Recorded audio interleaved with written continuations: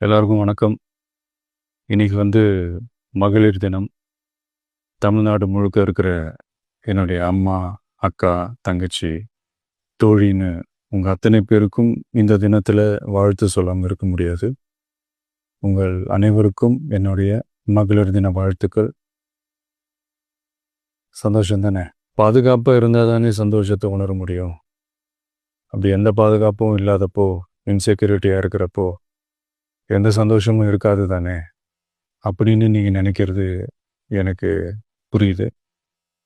என்ன செய்ய, நீங்க நாம எல்லாருமா சேர்ந்து தான் இந்த திமுக கவர்மெண்ட்டை தேர்ந்தெடுத்தோம். ஆனால் அவங்க எப்படி நம்மளை ஏமாற்றுவாங்கன்னு இப்போ தானே தெரியுது. எல்லாமே இங்கே மாறக்கூடியது தானே, மாற்றத்துக்கு உரியது தானே. கவலைப்படாதீங்க.